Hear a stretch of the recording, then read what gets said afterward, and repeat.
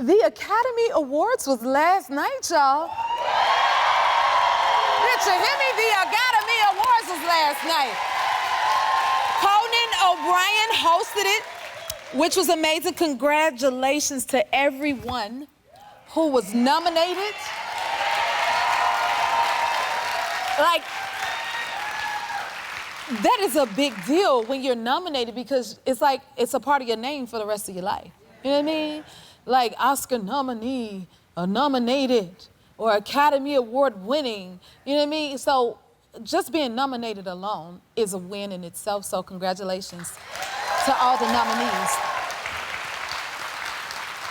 And the winners, okay? Because it's all life-changing. Did anybody watch the Oscars with your friends at all? Like, yes, yes. I love to do it because, like, it's like having a little Oscar party. That's a fun thing to do. And for me, because I'm an actress, like, it's like my Super Bowl of the year. I love to have, like, Oscar watch parties. That's a lot of fun. You know, we all do that sometimes. Whatever you're into, you know, we have our little get-together, okay? But while making those plans, that can be hard and difficult. And sometimes I make a plan and then don't feel like doing it, child. Be the invited everybody and like, oh, y'all still coming? And if I go in the house, I'm not coming back out. Okay, anybody else feel that way out there? So that's what I want to talk about today, if that's okay. I got a few more questions for y'all. Are you ready for this? Yeah! Oh, I love getting inside your head, that is for sure. Okay, so y'all like, what she got now? What she got now? Okay, if someone invites you to a group gathering, is it okay to ask who else will be there?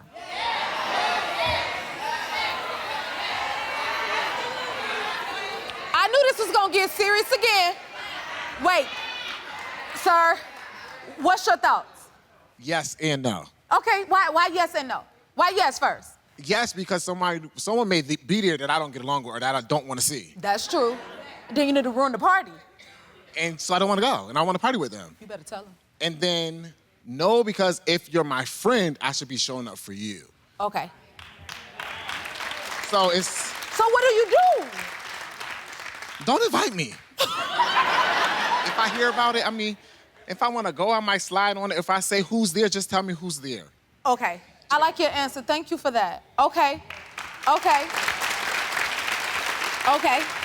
What are the acceptable reasons for canceling plans last minute?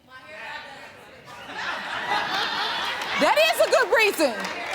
She said, okay, go to my friend right here. Ma'am, please stand up. She said, please tell us what you said. If my hairdresser canceled the appointment, I'm canceling on them. And your friend will understand that. I ain't going. You can't go to the event. I can't go. My hair not done. Do we all agree with that? Is that a reason? So wait, I need to hear from somebody what should she do then?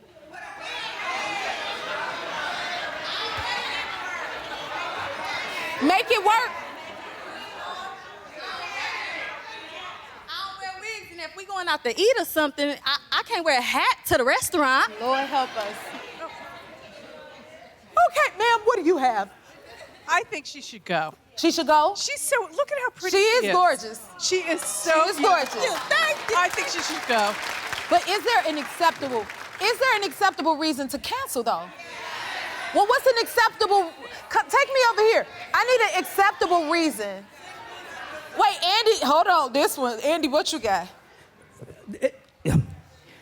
Every weekend, I come home and my wife has made plans that I didn't know about. And so a lot of my time is spent coming up with reasons why I can't get out of things. Because it's not necessarily acceptable, but I'm like you. Once I get home, I'm like, what? And she's like, don't forget, we have to go in an hour. I told you, which she never did. And so then I'm like, what did we use with them last time?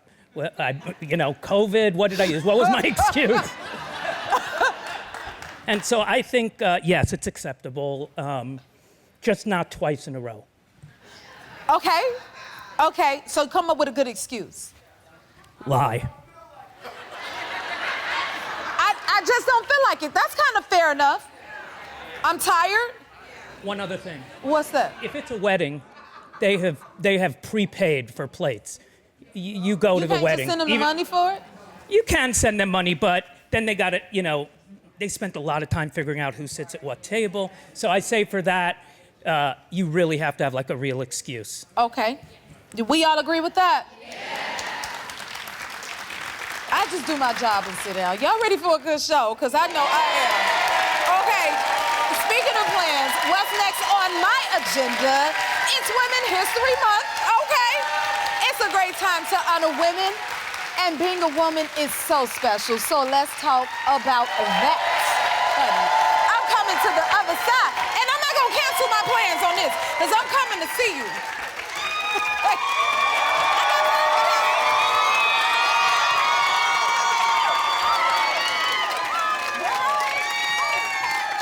How are you? I'm good. How are you, beautiful? Wonderful. Come on over here. You look fabulous. You do as well. Now you're Angel, huh? I am Angel.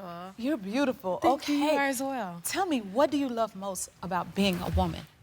So we're the creators of the future, and I find so much joy and sexiness in that fact. And we're able to make and give life, which is so beautiful. And the way that we nourish others, but also revive ourselves with the strength that only women possess, I think that's beautiful. You better speak. Come on,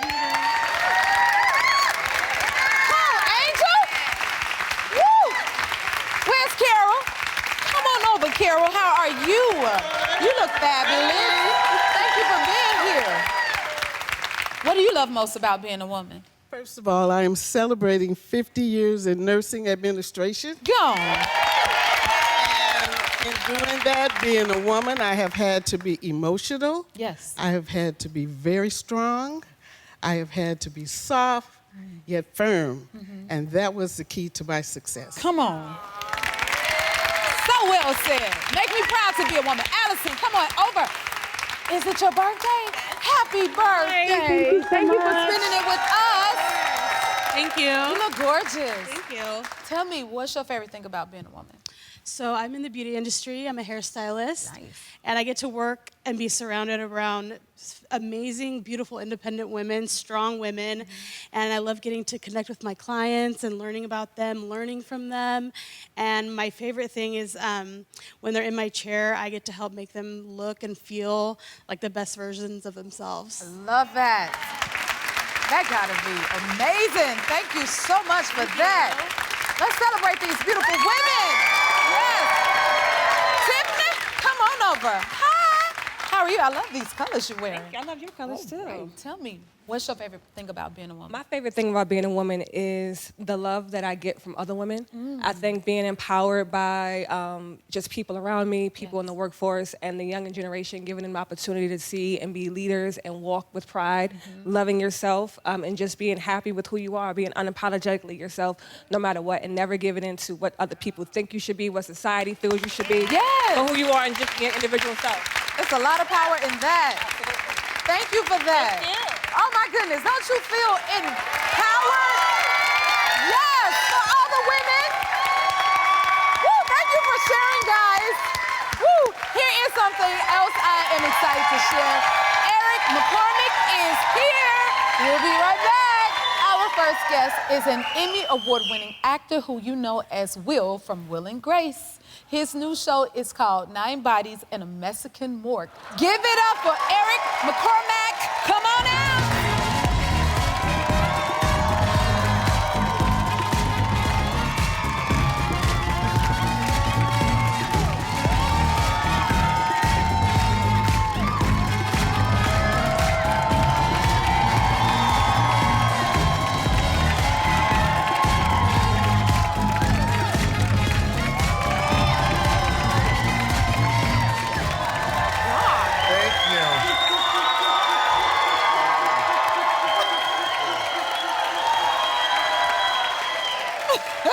So colorful.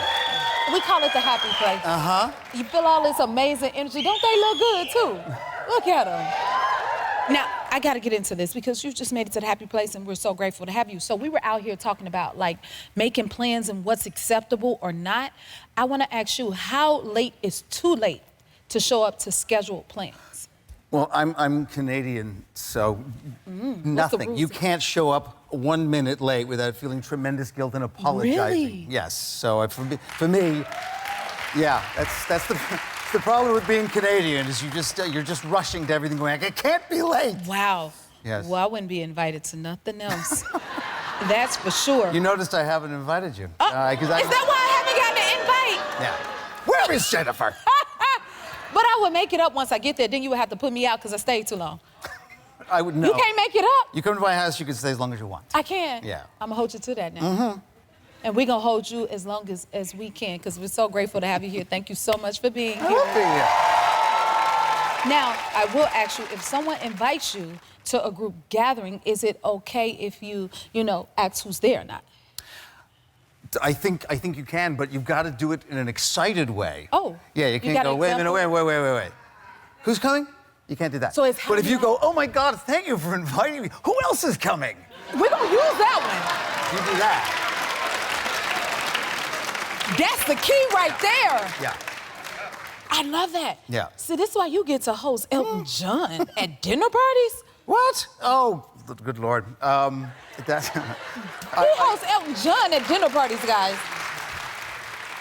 Yes, they had their AIDS Foundation dinner last night, raised another millions of dollars, as they do every year. I'm so proud of them.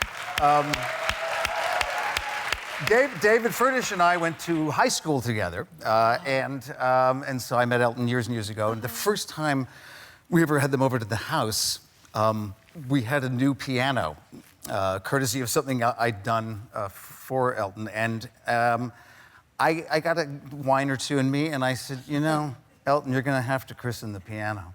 Did he? So he gets up without saying a word, and he comes over, he sits down at the piano, and this is the moment I really wanted to prove to him that I know what I'm talking about. Yes, I'm not going to say Rocket Man like some schmuck. So I said, I've seen that movie too, from Goodbye Yellow Brick Road. And he looked up at me and said, oh, I don't remember that song. Oh my God. I gotta ask, was Elton on time for the gathering? Elton and David were on time for that Okay. dinner. Yes, they were. And they left very swiftly. They ate, and it was like, we gotta go. I played a little piano, gotta go. That's amazing. Man, could I buy They the are. piano that he played on? That's the one thing I will never give up. You that have to piano. keep it Yeah. and cherish that. That's special. My son Thank gets you for sharing that with us. Yes. Woo, that man can play a piano. Okay, now we all love some Will and Grace. That show. Woo, baby. But tell me, your first love is theater. Yeah, I mean, theaters, I think I was almost 30 before I did a television audition. It was all theater through high school and through my 20s. Yeah? Well, okay, so what was the transition like for you, going from theater to television? No, I remember I moved from Toronto to Vancouver because there was so much going on in Vancouver 1,000 years ago. And in fact, the X-Files had just started. That's how long ago it was. It was 92. Whoa. And I got an audition for it. They had just done a few episodes, and I hadn't seen it yet. No one had seen it yet. So I went into audition for a general or, I don't know, some soldier. And at the end of the audition, Chris Carter said, yeah, try it again. Just do less. So I did it again. I did a little less. One more time, just less. Bring it less. down. And I think that happened 4 times. And finally I said, hey, look, if I do less than that, I'll be doing nothing. And he said, yeah, I'd love that if you could do it. Ah. And I had no idea what he was talking about until I saw Duchovny in the first episode and went, oh, okay. So my transition was slow. And just as I was starting to get it, I got a sitcom, so that screwed everything I up. mean, you got it right. I love how you slipped that in there. Yes. Because then it becomes big again, right? So it really wasn't for years after that that I found that sort of that Duchovny sort of quiet thing, which is fun to do when you can do it. Man, that is amazing. But on Broadway, you work with the legendary James Earl Jones. Yes, the late. Late great. That was wow. That's 13 years ago. It was 2012, a revival of a Gore Vidal play called The Best Man. It was James Earl Jones, Angela Lansbury, Michael McKean, John Larroquette. It was Candice Bergen. It was an amazing cast.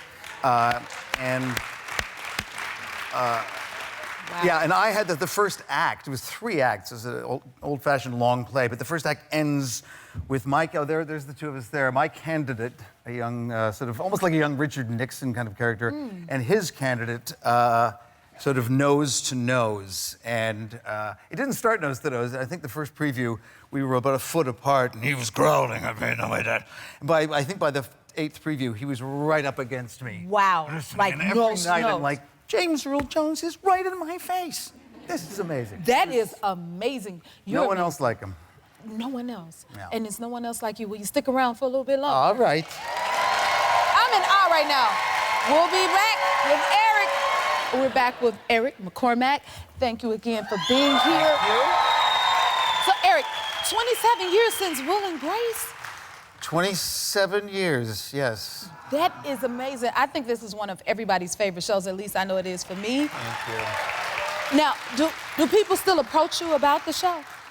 Yeah, in fact, it seems almost to be building. Of course, now you can find things, any shows you can find anywhere. We're on Hulu, I believe, but every day there's someone who has a story about how it helped them in their life, or helped their mother see them differently, or changed their household because they watched it all together.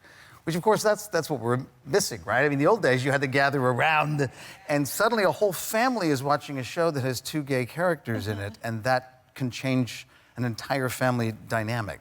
That's the power of art. That's yeah. the power of art. So I know that gotta, like, it says a lot to the work that you do. And it was a lot of kissing on the show, Will and Grace. Do you remember your most memorable kissing Well, I mean, scene? in the beginning, it was all Deborah Messing getting all the kissing.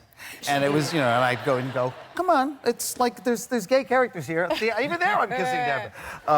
But it's like, when does Will get some action? Yes. So it started, and it's sort of built. Well, first I started kissing Jack. That was it. We shot that in New York, live at the Today Show. I'd have to say, in many ways, the most memorable was one that almost went unnoticed, because by season 7 or so, everyone knew what the show was. Lots of guest stars, lots of. Will Truman married Taye Diggs in my apartment. Had a civil ceremony. We had a kiss, a white man and a black man, and Hall & Oates were singing in the apartment. And the next day, nobody was talking about it. I was like, look, Hall & Oates right there.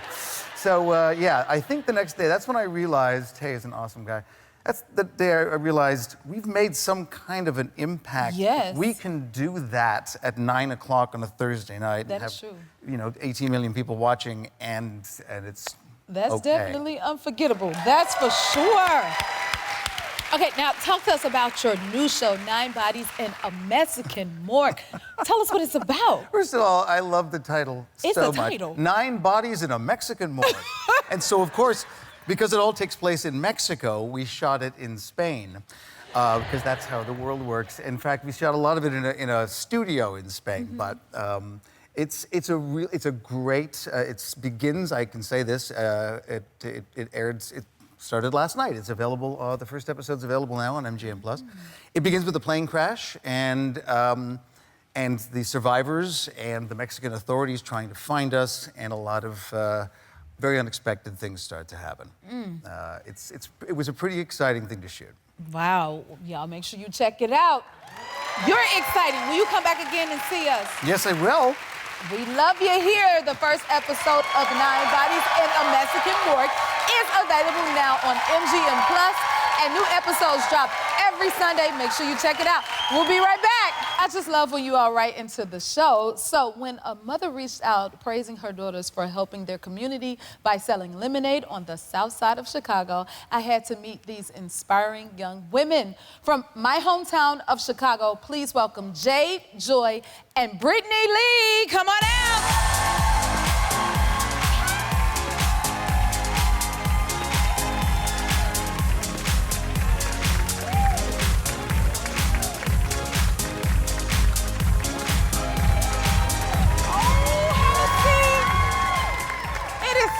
Nice to meet you all. Thank you for being here.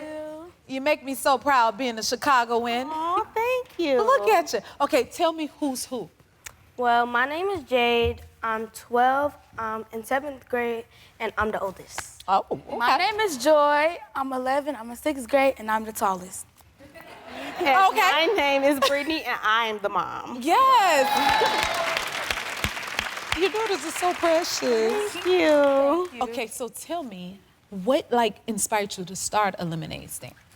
So I was in a hospital, and I felt like it wasn't really fun to be in a hospital. You're stuck in a room, cords on your body, you getting medication. It's not fun. So I'm a type 1 diabetic, and we decided to raise funds to give to the sick kids in St. Jude, especially because I know as a type 1 diabetic that it's not fun to be in a hospital room, just stuck with cords on your body. And as a sister, it's not easy to see your sister in the hospital.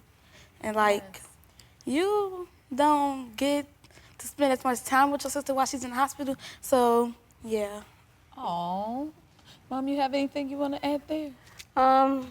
Yeah, they always want to like find a cause to support. Yes. And St. Jude is something that they really want to support, and it made me happy to know that. And you guys do this with your lemonade and your beautiful hearts, I have to say, to want to think of others, especially in the time of need. I think that's amazing, and that's a testament to you and how you raise your girls. Okay, what's some other things you do and things you help fund with your lemonade? We've helped a lot of organizations. We've helped the Chicago Police Department. We've helped Roseland Community Hospital. We've helped the Black Star Project. We've helped Beat the Streets Wrestling Chicago, which is being managed by my Uncle Jeremy. He is, as of right now, suffering from leukemia. Love you, Uncle Jeremy. Oh, tell me you love him. Love you, Jeremy. Send him some love. And Yes. we've also would love to help many more organizations out there. So yeah. That is awesome. And you're only 12 and 10? 11. 11? Yes. You're so headstrong. What drives your passion? Because you're so passionate and you have such good hearts, you know? Well, we come from a loving family, a giving family. My grandma, my grandpa, on both sides of the family, they give. Yeah. They love. So you come from a family of Yes, givers. Yes. Love to help and give. Since they've been little, No matter they've what day it is, how it is outside, gloomy, raining, snow, we help. So young saying that. What has it been like for you watching your girls like make such a huge impact on their community? it is. I'm like overwhelmed with joy because, you know, as a parent, you sometimes you're nervous about like if you're teaching your kids the right things or if they're gonna grow up and, you know, practice what you've taught them. So like to see them going after what they want, being really strong-willed, and you don't really hear a lot of, you know, positive things come out of the South Side of Chicago. Yep. So just seeing all this unfold in front of me, I have just been overjoyed, very happy, and I'm very grateful for all of the love, the support, each and every person that has helped us. That's special, I will say. Now, what's your hopes for your lemonade stand in the future? We're going to be releasing a children's book that talks about how we used our lemonade to overcome our challenges growing up. Well, we're still growing up, but as what we were going through at that time. And we're going to continue to spread love, positivity, and joy through our lemonade stand, our content on our social media platform, which is Jade and Joy's World. Come on. Yes. I got chills. I really did. Now, we done did all this good old talking about this lemonade. Can I taste it? Yes. You sure I can't. Wait. Okay, I gotta wait. Okay. Wait. We're gonna show you we're gonna tell you our chant. Tell me your chant. Yeah, you got to do the chant with us. Okay, we gotta do the chant. with you guys. Everybody, y'all repeat after me. Yes, ma'am. Repeat after her. Come and get your lemonade. Come and get your lemonade. Your ice cold lemonade. Your ice cold lemonade. I said, come and get your lemonade. Come and get your lemonade. Your ice cold, freshly made. Your ice cold, freshly I made. said, sip it once, sip it twice. Sip it once, sip it twice. The best drink of your life. The best drink of your life. I like that. Thank you. Can I sip it now? Who came up with that? All of us. That was so cute. Y'all ain't want none, did you? Oh my goodness. This looks so good. They brought me a fresh old glass of it too. Mm-hmm. Go ahead. Hold on. Yeah, go ahead. Drink up. It's good. Mm-hmm. It's so good. Let me get one more sip. Then I get back to my job. Fresh cut lemonade. Yes. Oh my God, it's so good, ladies. Yes. Great job. Okay, can I give you guys something to help keep inspiring your lemonade stand and all the amazing work you're doing with it? Yes. I'm so proud of y'all. Okay. Oh, I'm still drinking, ain't I? Hold on. It looks, and look how beautiful it looks. I want you to have this when you're giving out your fresh cut lemonade.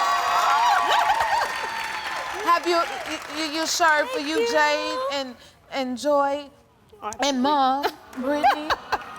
Enjoy it, and y'all already look good, but you know we want to give y'all something from the happy place. Thank you. And also, I would love to give y'all a $500 tip because this lemonade is so good. This is for you guys. Please keep up the amazing work and blessing our city and making us proud. Thank you, Mom, for doing what you do.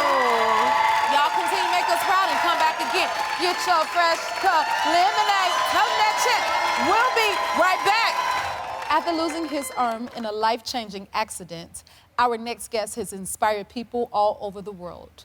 From Jacksonville, Florida, please welcome Gabe George.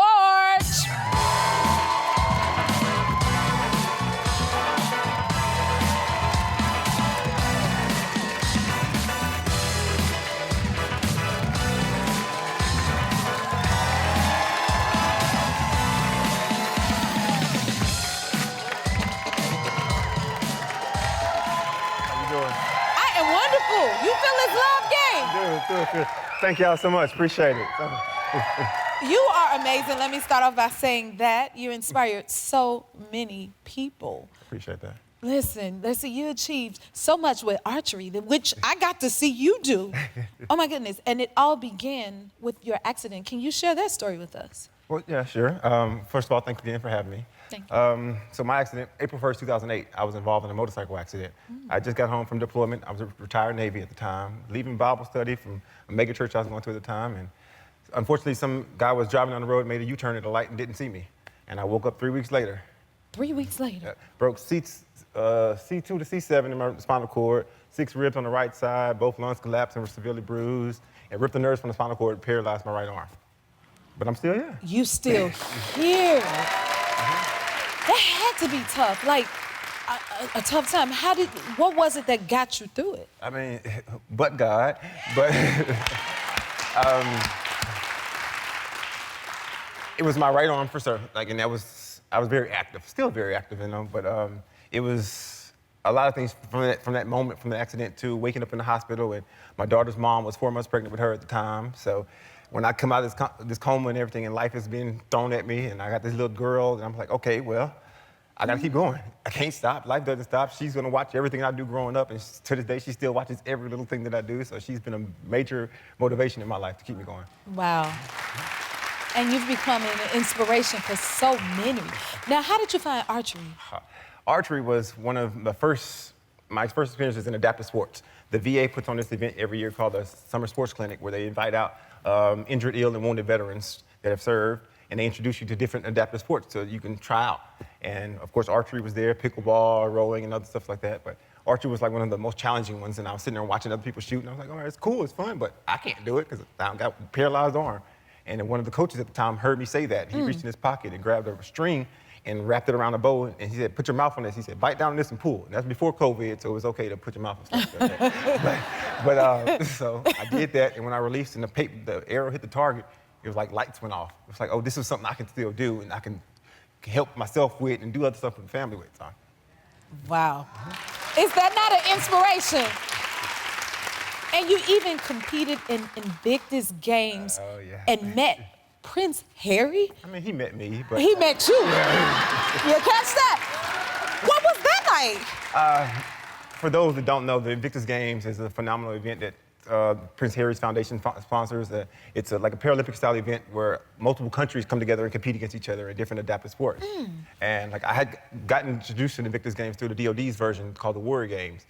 But the Invictus Games was a phenomenal experience, getting to go to another country and compete and serve, continue serving the country, but to motivate and inspire others. But the biggest thing out of me was,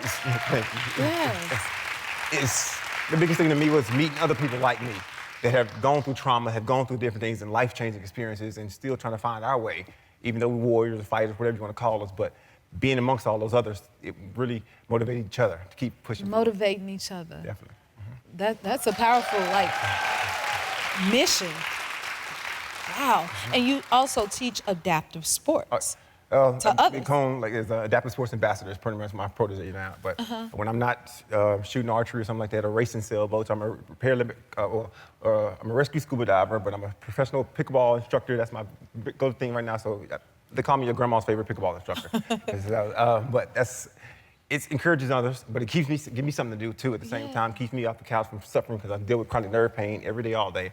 But having a purpose to continue showing up for others and giving an example for somebody that might not have that for themselves, that keeps me going. That sounds like a calling to me, and you sound like a superhero.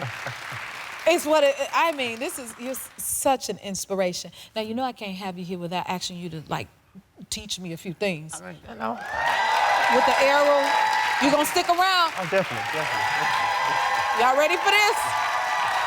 We'll be right back. We're back with Gabe George. I think you're a superhero. Right? Okay, so now, Gabe, we done set up a couple of targets, and we want to see what you can do. Okay. You're gonna everybody, I want to see what Gabe can do. This is amazing. All right, Gabe, let's see. You're gonna show us. I'm gonna stand right here and I'm gonna watch. Then I'm gonna try. Now, I've seen you do this before, so, but mine's a little different than how you've done it. Okay. No pressure, though. So I'm shooting at a compound bow here. So yours is like a bear bow, but it's pretty simple. All you do is pick it up, put your mouth on it, pull it, and shoot. That's it, right? It sounds simple, right? Yeah, okay. And mind you, I'm only pulling back about 60 pounds on this bow. So, when You I'm say going back, 60 pounds? About 60 pounds, yeah. All right, here we go.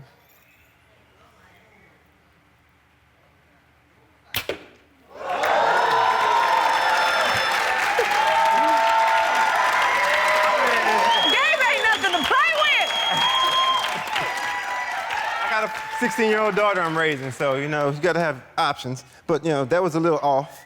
That was a little off. That's a little off. I could do better. Wait till you see mine. But yeah, it's for yours, the same thing. Slow is smooth, smooth is fast. With no rush. Sit up, anchor down, pull back slowly.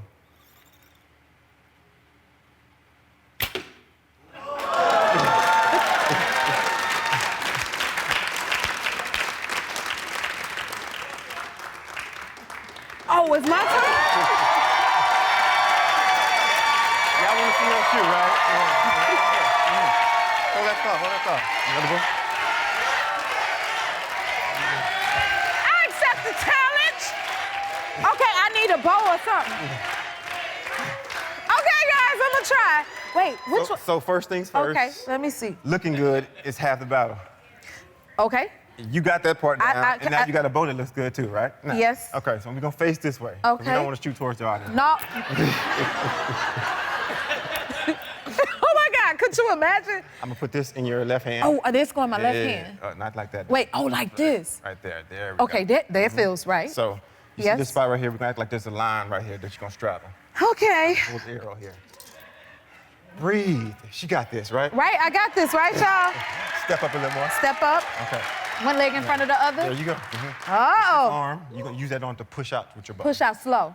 Or Wait. You can pull it up and push out those. Yeah. Pull up. All I don't want you to bring it in. Okay, Keep I'm this arm listening. straight. Yes, sir. The slow part is when we're gonna knock this arrow for you right here. Okay. And you're gonna put your 3 fingers around it. Now, if you want to, you can put fingers around like that to hold the arrow on there a little bit. Okay. There you go. Ah, that makes sense. Yeah. Don't grip too hard. Thumb Don't grip touches the too pinky. hard. Breathe. Breathe. Y'all breathing with me? So what I want you to do, now pick this arm out and pick it out. There you go. Uh-oh. No worry about that. And we're gonna pull back all the way to your cheek. Bottom left. Uh-oh. I mean, it's okay. Relax. It's okay, right? One more time. I'm gonna change something, make it harder for you, okay? Make it harder for me. Come up here. Come up Hey. here. Oh, you want me to come close? I don't need Hey, this. it's still just right here. Okay, Gabe. Right? What we doing? Same thing. This is gonna become my new sport. All right, arm straight, left arm straight. Left arm straight, already. Pushing it straight to the target, yeah. Okay. This arm coming back to your cheek. Pull it back forward. Pull back.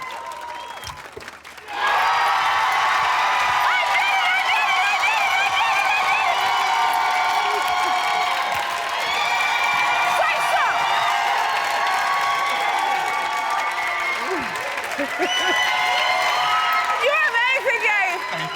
Thank y'all for all the encouragement and your patience. Thank you so much for being here, Gabe. That was awesome. You're a superhero. Okay, you saw that. We'll be right back.